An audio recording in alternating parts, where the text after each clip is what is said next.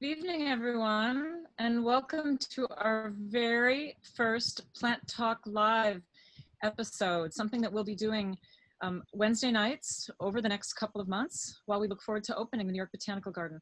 I'm Carrie Barrett, the president and CEO of the New York Botanical Garden, and I am so pleased to be here tonight to introduce two extraordinary gentlemen who I think I can, both of them friends, Dr. Michael Balick, who is a curator in ethnobotany at the New York Botanical Garden, and the wonderful Dr. Andrew Weil, one of the great geniuses in integrative medicine. I'm remembering when I first, long ago, bought Dr. Weil's book on 8 weeks to optimum health and learned to breathe, ate a lot of salmon, ate a lot of broccoli, went on a news fast.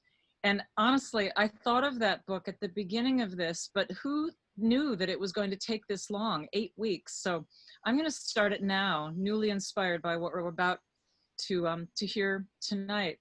I hope you're all sitting back and enjoying yourself. It's 6 o'clock. I have soda water and ginger with mint and lemon juice, non-alcoholic, but my beverage of choice is botanical. And as we continue these talks from weeks to come, I'd love to be able to know what some of you are drinking, maybe green tea, maybe a glass of wine, maybe something else that makes you feel good. I'd like to turn to the conversation. I'll be back at the end to thank you all for being here by introducing my great colleague, Mike Balick. Mike, as I mentioned, is our curator of ethnobotany. He spends a lot of his time every year in Melanesia, in Vanuatu, where his research is about indigenous cultures, documenting plant knowledge, bringing it back to us, really spreading the word on diversity, plants that end up in our herbarium, and from which we learn a lot about how we can take care of ourselves with plants, how plants are the basis of really most things we eat, everything we drink. They make us feel good.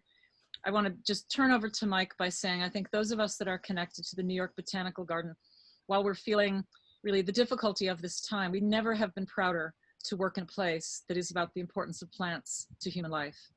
Thank you, Mike, for being here, and with your great friend, Andy Weil. I understand that you've known each other for 50 years? 50 years. Going on 50 years, it seems like a long time. It's a very long time. Yeah. You were students together, right? Were you in school together? Yes, he was long graduated from medical school by the time I came in as a kid, as a graduate student in 1975. We got along really well from the beginning. That's just wonderful. Well, I'd ask you to introduce Andy. We can call Andy's our friend. He's such an important man, but we're so glad to know how. I forgot. I'm gonna go off script a minute and ask if we could. I want to show the picture of him with the John Harvard Crimson Peony. Show our guests. So there's Dr. Weil. He's standing in front of a crimson peony, a hybrid peony that is so beautiful, named for John Harvard. And I think that day the two of you were taking a walk, and he was really excited to stand right next to that plant. And then we have another shot from the same day, which we can show, of you two in the Wild Medicine exhibition. I think that'll come up. There you are. It was this great exhibition that you curated on wild medicine. And he's holding a medicinal plant, or is it a hallucinogenic plant? A hallucinogenic plant, and right in back is Digitalis purpurea, the source of digoxin and digitoxin, which are heart medications. So wild medicine had all sorts of different plants, from poisons to life-saving medicines. We called the part of the presentation the Garden of Good and Evil. I love it. Well, maybe the two of you will talk more about that. I'll tell our guests tonight in our virtual auditorium that this exhibition generated so much good digital content that we're relaunching it on June 17th as a digital exhibition. Wild Medicine, Power of Plants, Green is Clean. We're still playing with titles, but we think that right now the importance of plants to our immune systems has never been more important. So we thought we would dig up an old favorite and launch that. And I know that's what the two of you are going to talk about tonight. Thank you, Carrie. Well, it's a great pleasure to have Dr. Andrew Weil with us today. Why don't we bring him in? There we go. Originally, when we planned this event, it was meant to be today, and it was meant to be in Ross Hall at the Garden. And Andy, you've graciously agreed to participate in the lecture anyway. The show must go on, and we're doing it virtually in front of many hundreds of some of the Garden's best friends. Now, Dr. Weil was one of the first contemporary physicians to be formally trained in botany and medicine with undergraduate and medical school degrees from Harvard University, where I first met him in the mid-1970s. He and I were fortunate to study and be mentored by Richard Evans Schultes, a botanist and ethnobotanist who spent 60 years exploring the Amazon Valley and learning about traditional uses of plants there. And Schultes, as you know, Andy, was widely considered the godfather of contemporary ethnobotany. Sharing an interest in botany and healing, Andy Weil and I became friends and have collaborated since those early days at the Harvard Botanical Museum. And Dr. Weil followed in the footsteps of his mentor, Richard Evans Schultes, and has traveled extensively in North and South America and Africa, studying plants, their uses by people, and alternative methods of treating disease. Dr. Weil is the founder and director of the Andrew Weil Center for Integrative Medicine at the University of Arizona, where he also holds a chair in integrative medicine and is clinical professor of medicine and professor of public health. The center is the leading effort in the world to develop a comprehensive curriculum in integrative medicine and has been training physicians, nurse practitioners, medical students, residents, and allied health professionals for 20 years. Dr. Weil has authored many scientific and popular articles, including 13 books, many of which are bestsellers. Carrie, as you mentioned, 8 Weeks to Optimum Health. Spontaneous Healing is one of my favorites. His website, drweil.com, is one of the most authoritative places to obtain information about health and wellness. Welcome you again to the New York Botanical Garden. Hi, Mike, and hi, Carrie. I wish I could be at the garden in person, and I hope that one day soon I'll be able to get back there. I am so delighted to be affiliated with the New York Botanical Garden. So Andy, here in the Northeast, as you know, especially in the New York area, we're nearing 3 months of sheltering in place, and everybody's been dealing with lots and lots of issues. How are you dealing with this pandemic and this unprecedented situation? You know, I've been sheltering in place also. Tucson and Arizona in general have not had nearly as many cases as you've had in New York. In some ways, my life hasn't changed a whole lot because I mostly work from home and I've done a lot of virtual lecturing and conferencing. So except for not going out as much, not eating in restaurants, you know, it's been life as usual. However, normally when the summer heat starts here, I begin making plans to get away to Canada, where I usually spend the summers, but I can't do that this year. So I'm sheltering in place in over 100-degree temperature at the moment. Wow.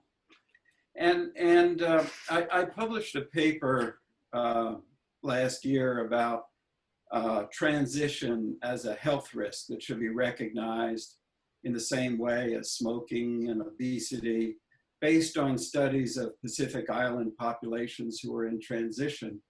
And one of the things missing from those transitional communities was the fact that they had community around them. people Mhm. were too busy moving from place to place or being in places where they didn't know anyone. You know, how important is community to our health? And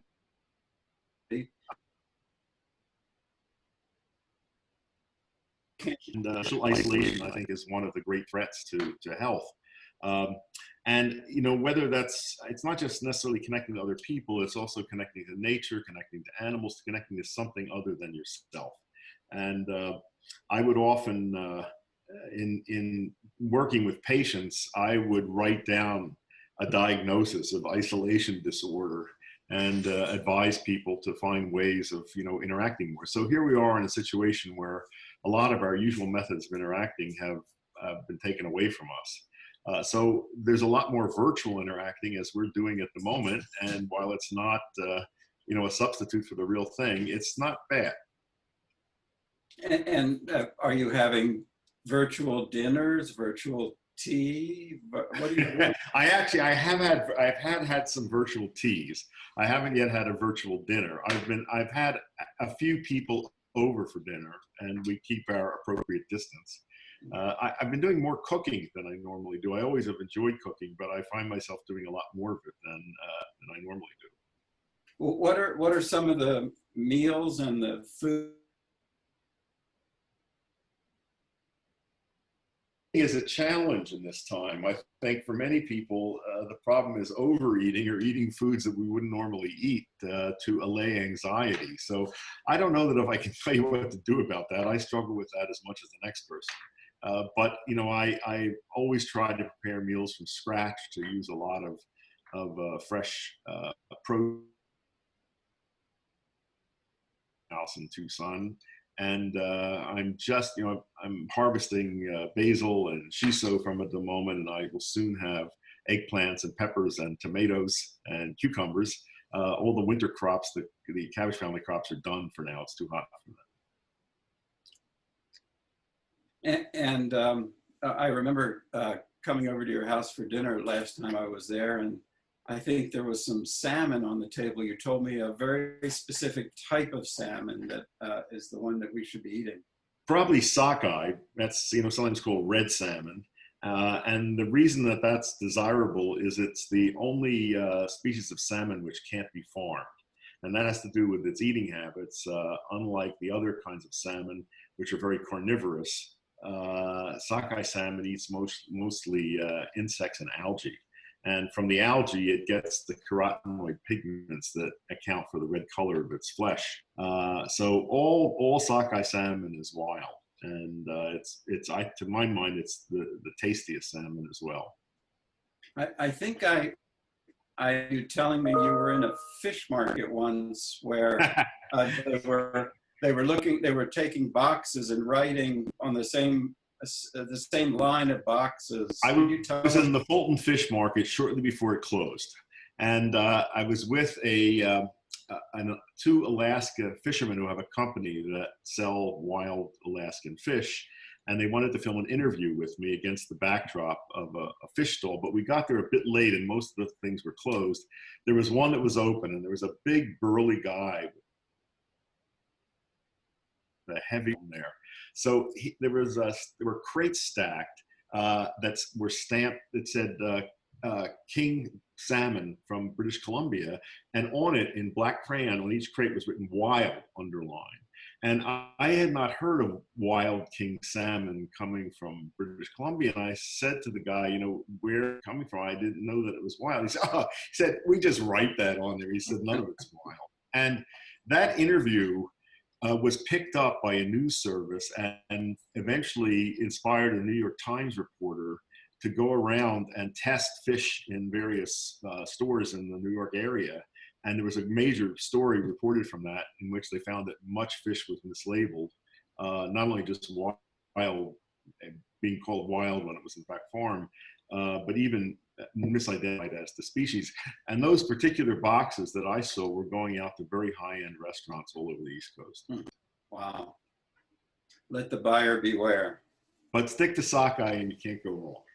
Okay. And now, originally this conversation was going to be, you were going to give a talk about mushrooms. Mhm. And you're a big proponent of not only eating them, but using them medicinally. And let's talk about mushrooms. Let's hear what you think about our friends, Well, myself. I've studied mushrooms for many, many years. And long ago, I became fascinated with the fact that in traditional Chinese medicine, mushrooms are so highly esteemed. They're considered some of the most valuable medicines.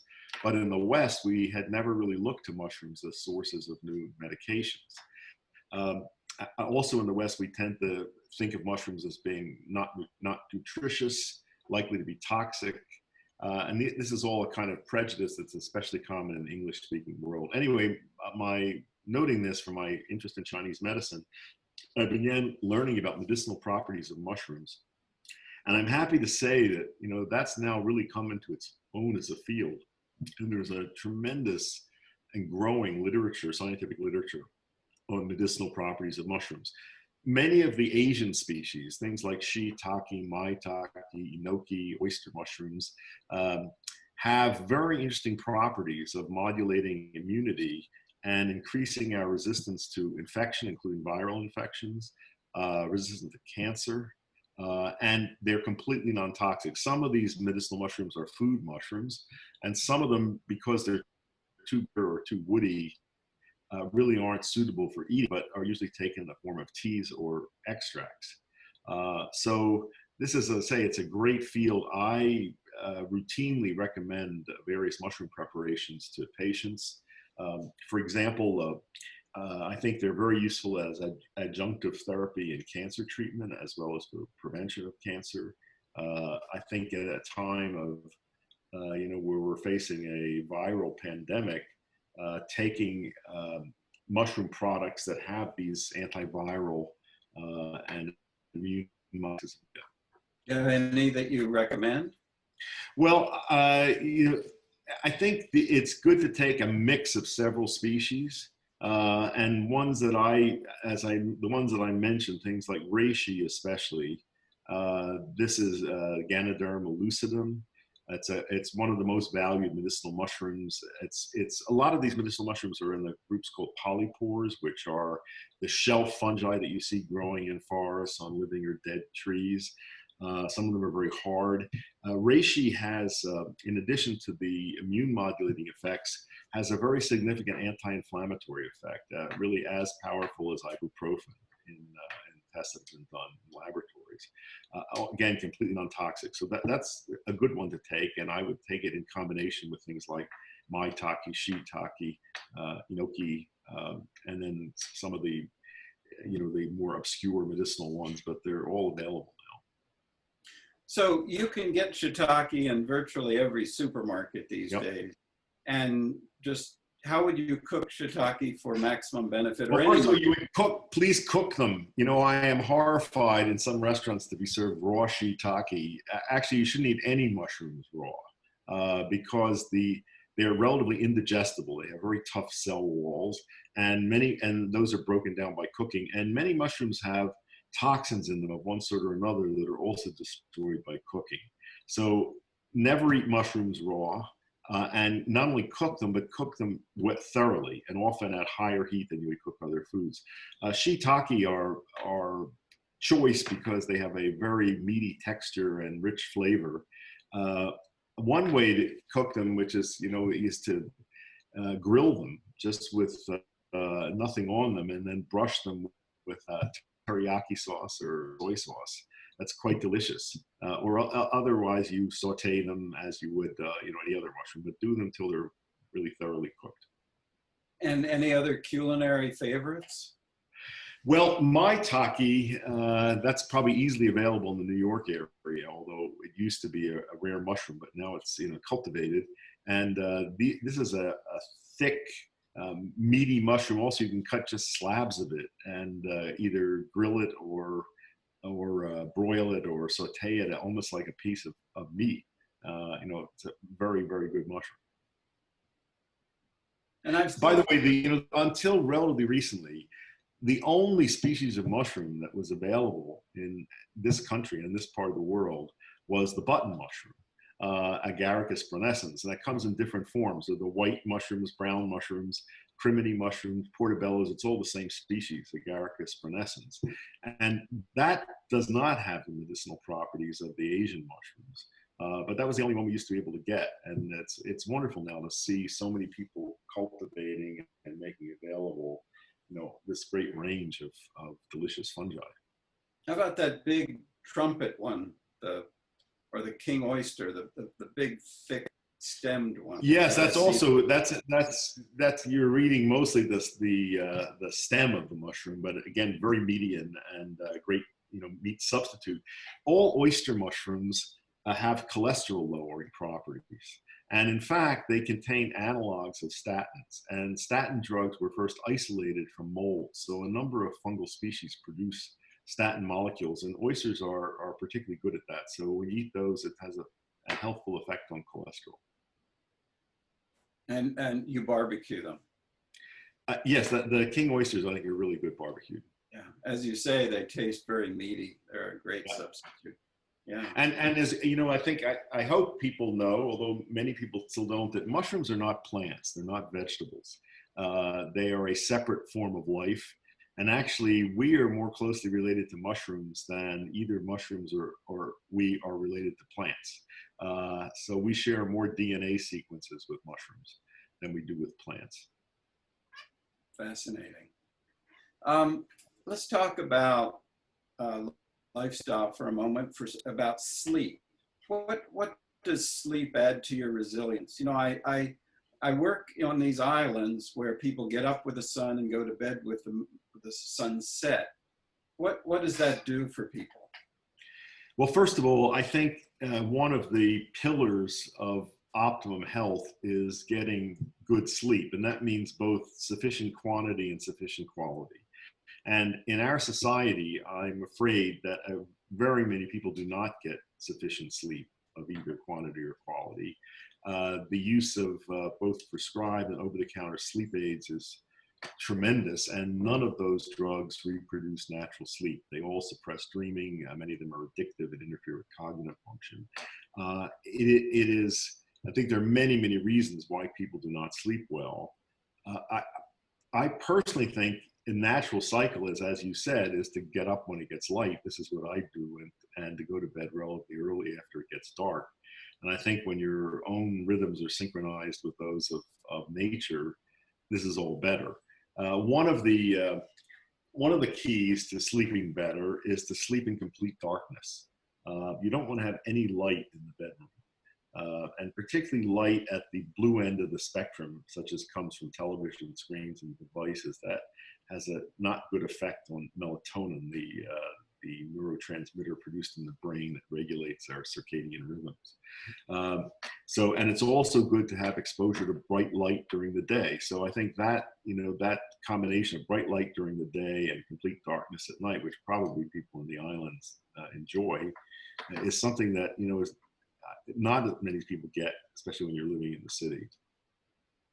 Yeah, and most importantly at this time, when you're trying to build resilience, sleeping, wouldn't you say, is very, very important? I think it's very, very important. And there's many people are anxious these days, or depressed.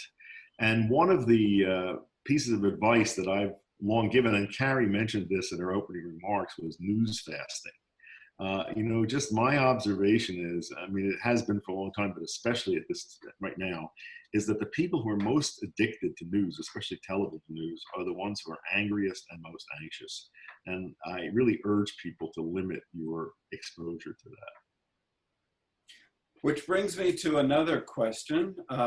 You taught me ages ago about a breathing exercise to suspend anxiety. I wonder if you could teach it to our audience. Sure. I call it the 4-7-8 breath, and you can get detailed instructions of it in my books and on my website, or if you just do a YouTube search for 4-7-8 breath and my name, you'll get videos of it coming up.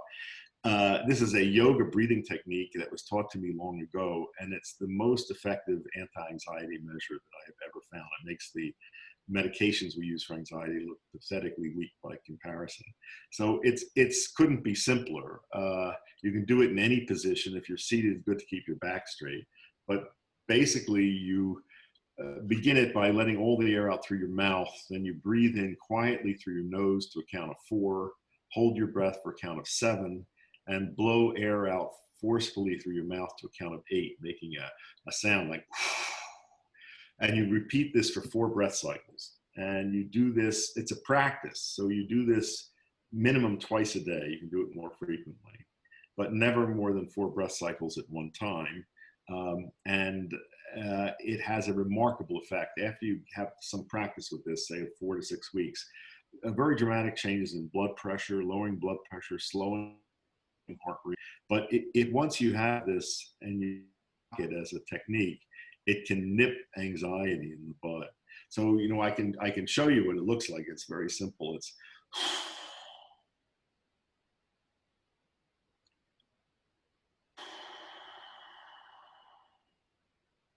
I won't do all 4 breaths, but it's 4 breath cycles just like that. Do you think we could all try it? Hey, let's do it together. So let all the air out through your mouth. Close your mouth in through your nose. 2, 3, 4. 2, 3, 4, 5, 6, 7. Out. 2, 3, 4, 5, 6, 7, 8. Make a sound when you're blowing out. In. 2, 3, 4. Hold. 2, 3, 4, 5, 6, 7. Out. 2, 3, 5, 6, 7, 8. In. 2, 3, 4. Hold. 2, 3, 4, 5, 6, 7. Out. 2, 3, 4, 5, 6, 7, 8. One more. In. 2, 3, 4. Hold. 2, 3, 4, 5, 6, 7. Out. 2, 3, 4, 5, 6, 7, 8. And that's it. I mean, it takes all of about 30 seconds. After a month of practice, you can go up to 8 breath cycles at a time, and that's the absolute maximum. And I love it when large groups of people are doing this. I have sometimes done this in front of audiences. I think the largest I had was 7,000 doctors at a convention in Philadelphia. And I like to remind people at the end that the literal meaning of the word conspiracy is to breathe together. So we have just been engaged in conspiracy for better health. Very good, thank you. Now that we're relaxed and not anxious, if we want to top it off, the anti-anxiety with plants, what are your favorite, what do you prescribe to your patients? Well, Mike, you know very well my favorite plant in this area because it's one that you have studied a lot in Oceania, and that's kava, Piper methysticum, the root of a plant related to black pepper, used as a social intoxicant in many islands that you've been on. And this is probably the most powerful herbal anti-anxiety agent out there. It's quite safe, non-toxic, easily available here in many forms as encapsulated extracts, as teas. I think there are now even kava bars in many places in the U.S. serving this as a drink. But it's quite remarkable. It is, as I said, it's a very powerful calming agent. And I remember reading some studies from Germany comparing that with the benzodiazepine drug for the suspension of anxiety. Could you tell us what happened? Well, you know, I have my most recent book was called Mind Over Meds, and it's about the problem of over-medication in this society. And I go through the categories of drugs that I think are most misused and overused, and benzodiazepines are right up there. I think they are horrible drugs. And frankly, I think they have no legitimate use except for very short-term management of situational anxiety, such as a death in the family or, you know, international travel. But used for any length of time, they are horribly addictive. You know, they cause terrible dependence, very difficult to break, interfere with cognitive function, and they don't get to the root of anxiety. They just suppress it. So there's always a kind of rebound tendency for anxiety to recur.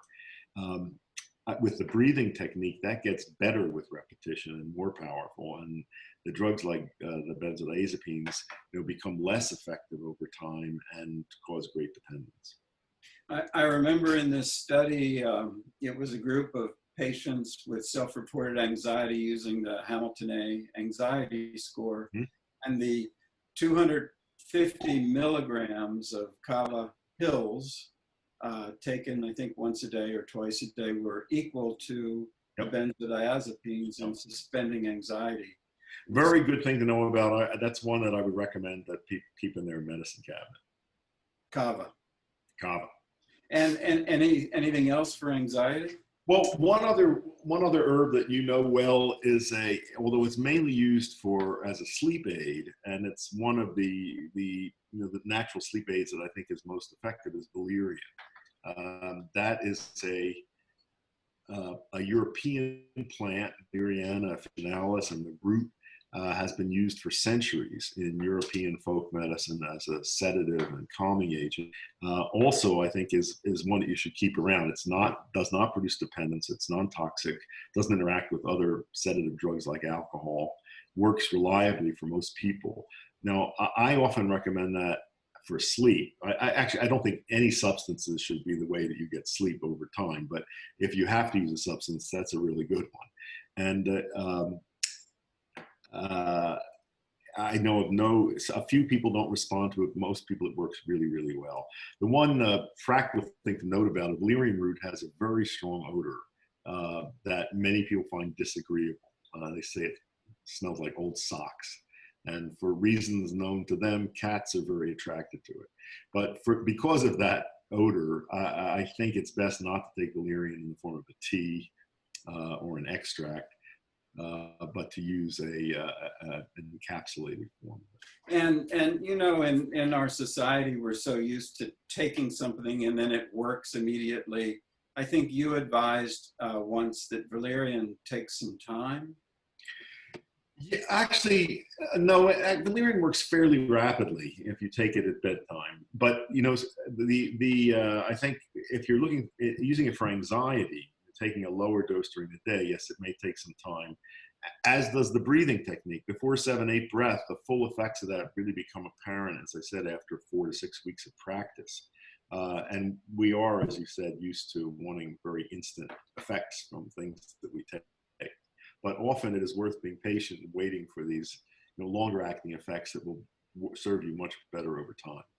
So that's something that's taken half a lifetime to develop as a medical problem. It takes a little bit of time to address through integrative medicine. Yeah. And the other thing that people ask me about these days is their energy, their resilience, it's just getting through things. And the Russians named a category of plants called adaptogens in the late 1950s. These are things that relieve stress, help you fight stress, help you fight externalities that may be problematic. Let's talk about, what are your favorite adaptogens? Well, there are many of them. The Russians have probably started out studying ginseng because there was a great worldwide demand for it. And then they also found a species, a more distantly related species called Eleutherococcus, that grew in Siberia, sometimes called Siberian ginseng, that has many of the same properties. I think I'll just mention a couple. I think some of these mushrooms that I mentioned, I would call adaptogens. Reishi is in that category. You know very well one that's famous in India, ashwagandha. It has unlike some of these adaptogens have some stimulant effects to them. Ginseng can be stimulating for some people. Ashwagandha has a calming effect, so it's something that can be taken during the day. Many people find that very useful. So kind of for stress in which there's an agitated component, ashwagandha is very useful. Another one is rhodiola, and maybe you want to say something about that one. Go ahead. Well, this is another root, sometimes called rose root. All of these things, one of the definitions of an adaptogen is it's non-toxic, can be taken long-term over time, and increases resistance to all kinds of stress. The reason the Russians, as I understand it, were interested was for their cosmonauts, and yes, it had military applications, and yes. So I remember my first exposure to ginseng. I was in a scientific meeting in the afternoon, and the food, we ate lunch, and by 2 o'clock there was this postprandial dip, And my friend gave me a piece of root to chew on. And within 20 minutes, I was back, you know? And the adaptogens are really, really amazing. Let me mention another mushroom that's in that category. That's cordyceps, a very famous, something's called the caterpillar fungus. And it's a parasitic fungus that attacks and kills and mummifies larvae of certain moths, and then sends up a fruiting stalk from the mummified larva. This commands tremendous prices in, I think Bhutan is now a major producer of it. Can be very expensive, but people are also cultivating this. And this has a long history of use in Chinese medicine as a treatment for people who are debilitated by injury or by age. And it also increases aerobic capacity. So there's been a lot of use of it by athletes. It's a good one to know about, also easily available now. And staying fit for those of us who live in small apartments during this time. Well, either you have a piece of exercise equipment that you like and will use, or if you can get to Central Park and walk there. I think walking outside in a park is, you can be doing social distancing and have access to nature, and walking is a perfectly good fitness exercise. And looking as sort of the godfather of integrative medicine, as your mentor was the godfather of ethnobotany, how do you see integrative medicine? How do you see the sort of population incorporating this into their lives? Do you think the great pause that we're in has given time for people to think about living differently? Yeah, I hope so. I think this is a good time to be thinking about lifestyle choices. And my guess is that when this is over, that there will be really permanent changes in how we do things and how we relate to each other. I hope it'll also give people a chance to think about larger issues involved here. COVID-19 is an example of what's called a zoonotic disease. That is one that has jumped from an animal species to humans. And this category of diseases, they can be viruses, they can be bacterial.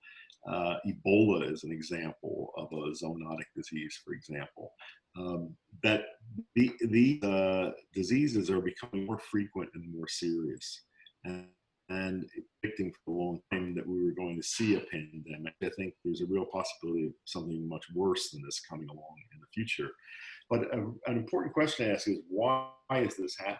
What are the reasons that these zoonotic diseases are becoming epidemic and pandemic? And I'm afraid the answer is this is all human causation. It has to do with overpopulation as a root cause, with too much population density, that is people moving to cities and living in crowded conditions that people never did before in such numbers. It has to do with deforestation, with climate change, with people, the way that we raise animals and our interactions with animals. When you look at all these things and think about what can we do about it? Because if we don't modify this behavior somehow, we can be at much greater risk for more serious diseases. The one area where I think maybe people could make some change is in eating habits, and particularly eating less meat. I think if we could reduce our dependence on animals for food, that would be one concrete thing that we could do to counteract some of this tendency that we're seeing. And it does seem we're living at a time when there's more and more interest in plant-based diets, in meat substitutes, and plant protein. I think that's all to the good. And just to point out, as you well know, we work very hard at the New York Botanical Garden on rainforest conservation and biodiversity studies and biocultural studies. Yep. It's all interlinked, and the fact that hundreds of thousands of hectares of forest are being cut in this country or that country, it's no surprise that nature gets out of balance. The biological diversity is no longer functional. It's as if you took a hammer to your aquarium and cracked it and wondered why the water came out and the fish died. So we're working very hard in this. Good. And I think that's one of the great functions of botanical gardens, and New York Botanical Garden is exemplary in that fashion, that they've been centers for research and for environmental action. And you've been such a wonderful long-term friend of the New York Botanical Garden, and you love gardens. You love gardening, as you said. What's so special about botanical gardens to you personally? Well, first of all, they're wonderful places to visit, and especially in a city like New York, I think they provide an opportunity to really be in a different world within a city, and see things that you never otherwise would see, and to really learn about the diversity of plants, the uses of plants.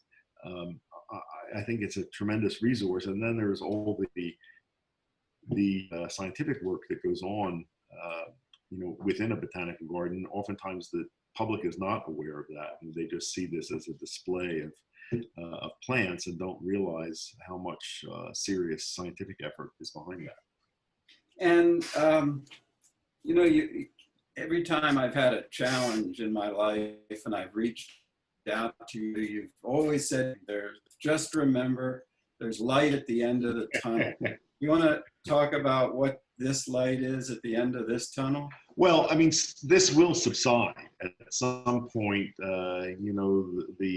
This disease will fade. Maybe there will be another wave of it in the fall. We don't really know, but at some point it will subside. I hope that there are lessons to be learned here. That people really look at this seriously. First of all, to look at how unprepared we were as a nation for this, for which there's really no excuse. We could have seen this coming. People were predicting for years that something like this would happen. There were all these popular films like Outbreak that certainly were getting people used to the idea of a pandemic. And then we had months to see what was happening in China and seeing this disease evolve. So there's no excuse for that lack of preparation. And if something like this comes around again, as it's almost certain to do, I know a possibility would be this pandemic influenza, that we really want to be better prepared in terms of our ability to provide protective personal equipment, to do testing, and so forth. So, I hope we mend our ways as a result of this experience. And just to remind the audience that you're invited to submit questions, and Carrie and I will feed them to our special visitor. Looks like you got some questions there. Yes, I have to switch my glasses though. Are mushrooms contraindicated in people with autoimmune diseases? Very good question. The phrase boosting immunity gets tossed around very loosely. There are situations in which you don't want to boost immunity. And one of them is with serious COVID-19 infection, because the mechanism that kills people is overactive immunity, what's called a cytokine storm. So if you're at risk for something like that, you wouldn't want to take anything that further upregulates immune function. And autoimmunity is another example of kind of overactive immunity. I think many of the mushrooms and the adaptogenic herbs don't really increase immunity, they modulate it. And the aspects of immunity that they may strengthen are not the ones that are involved in producing allergy or autoimmunity. So I think they can be safely used in those circumstances.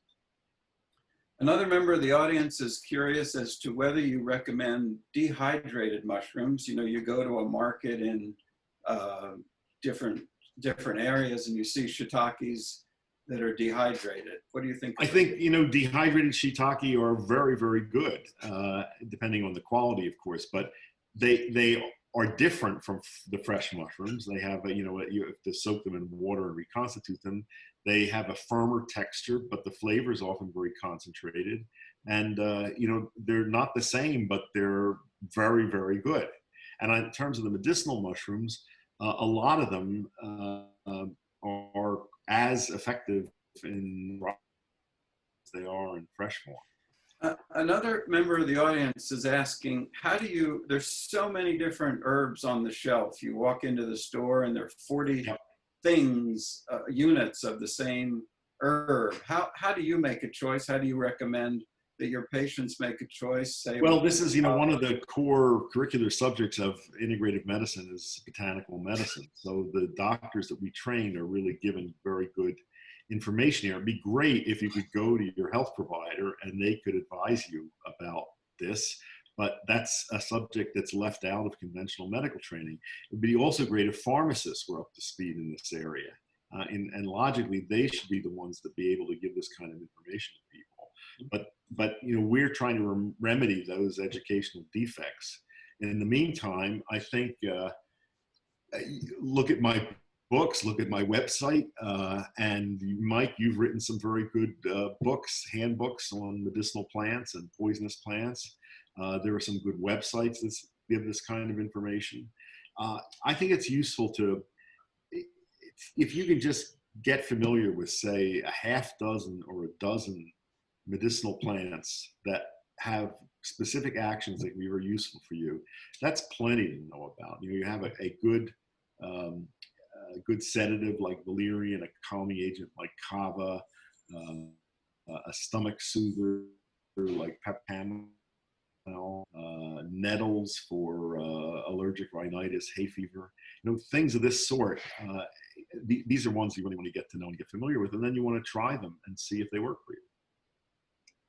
Thank you. Another question is on omega-3s and 6s from seeds and nuts. Yeah. What nuts do you recommend and how many? And okay, nuts are very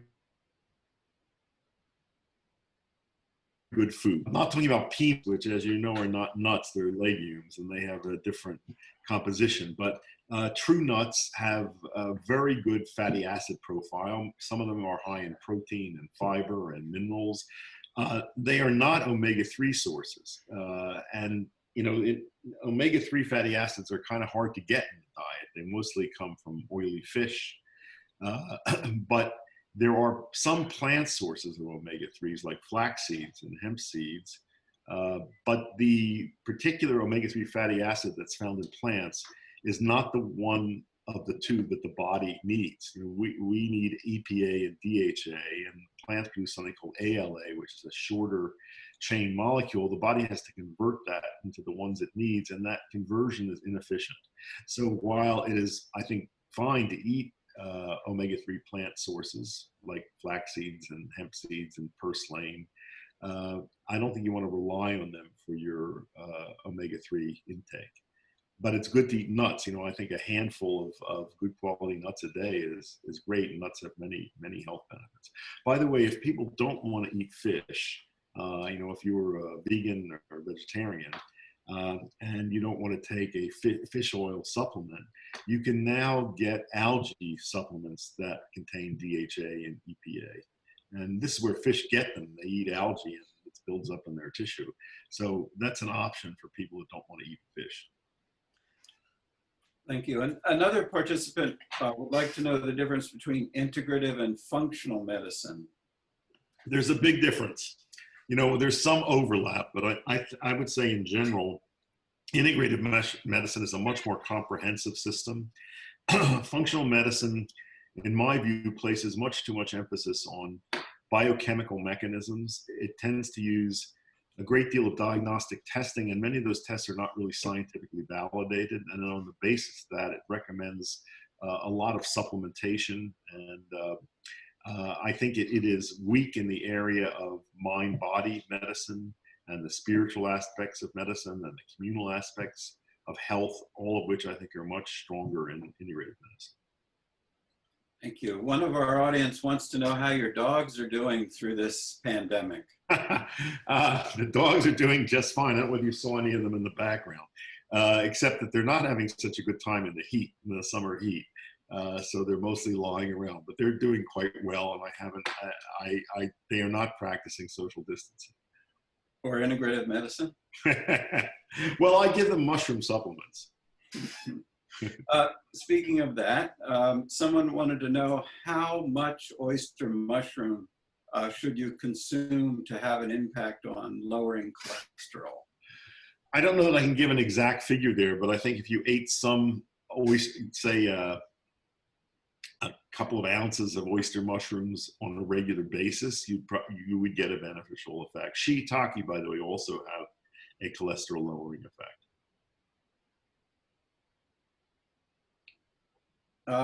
Probiotics. What do you think of probiotics? Well, this is a huge subject, you know, the whole field of the microbiome and the tremendous influence it has on our health. By the way, increasingly we're finding out that it's a great influence on mental and emotional health and memory. It just seems to be the gut flora that you have are a major determinant of your interactions with the environment. It is desirable to have a diverse flora in the gut microbiome. I think that one way you move that in a healthy direction is to try to reduce consumption of manufactured and processed foods and eat more whole natural foods of a great variety of plants and mushrooms. The question of whether about taking probiotic supplements is tricky. First of all, there are so many products out there in the market. It's not clear how many of them actually get through stomach acid and colonize the gut. I think some of them do. The microbiome researchers that I know are not that enthusiastic about probiotic supplements, very enthusiastic about eating fermented foods. And I am also. I make my own sauerkraut and pickles and kimchi. I've recently been making tempeh, and I even made natto, this strange fermented soy product that Japanese love and most non-Japanese don't. At any rate, it's easy to learn how to make fermented foods. They're cheap, and I think they're really good for you. So I will often recommend probiotic supplements to people who have to take a course of antibiotics. I think from the moment you start an antibiotic, you should be on a probiotic supplement, as well as eating fermented foods, and you do that until after the end of the course of antibiotics. And I recommend these also to people traveling in areas of the world where you're likely to pick up GI diseases. So I think you decide it's U.S. Probiotics that rates probiotic supplements, and that's a good resource. Another person in our audience asks, what are your thoughts on psychoactive therapies for mental health, the future? Where is it? Yeah, I think this is, it's fascinating to watch this really coming into mainstream awareness. In the past, I'd say past 2 years, everywhere that I've gone in the country and lectured, regardless of what the subject is, whether it's nutrition or healthy aging, I get questions about the use of psychedelics and psychoactive. Tremendous interest. I think, we're close to seeing MDMA made available for the treatment of post-traumatic stress disorder, psilocybin from mushrooms be available for treatment of drug-resistant depression, possibly for obsessive compulsive disorder. So this is a fascinating area. I think we're going to see all this mushroom in the next few years. Another person asks, you mentioned vegan diet. This person suggests that she and other people that she knows report being tired on a vegan diet. I think that's a hard diet to follow, in which we eat no animal foods. It's not. I recommend that people reduce intake of animal foods. I don't necessarily say to eliminate them entirely. It is certainly possible to be healthy on a vegan diet, but you have to be careful that you're not getting deficient in some key micronutrients and omega-3 fatty acids, zinc, iron, for example, vitamin D. So you have to take steps to correct that. But if you do, I think it's possible to be healthy on a diet. But if you're trying to do that and you feel tired all the time, I would suggest making a change and see what happens if you add something back. Mm-hmm.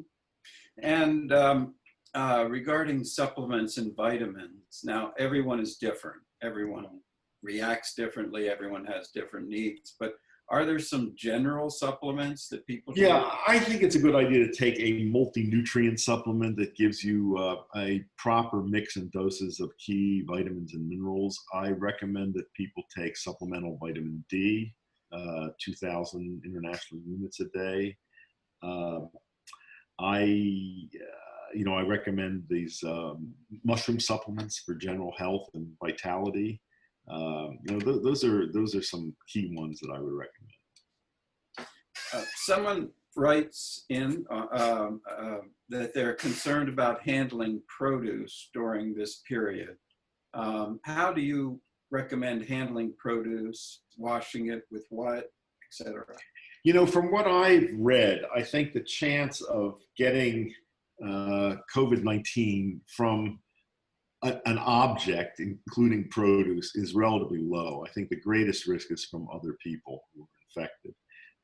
So I don't know that I would handle it any differently than I normally do, which is to, discard outer leaves of things like lettuce, to wash lettuce in a salad spinner and dry it, to peel things that can be peeled. It's just sensible stuff. I don't think there's great risk there. Yeah, I had heard that because of this pandemic, for example, some of the fields in California are not being inspected as much as I didn't know that. they used to be under normal circumstances. So washing becomes super important these days. Yeah. What about cannabis? I think this is it's a fascinating plant. Another one that is, I think, finally being accepted by our culture. It is very non-toxic. It has many potential uses in medicine, and it's also a challenge because the chemistry of cannabis is extremely complex. It's hard to know, what's out there, what preparations are, and also people react very differently to it. I mean, I know people who can smoke pot before they go to bed and it helps them sleep, and others who say if they do that, they can't sleep. So there's that kind of range of individual responsiveness.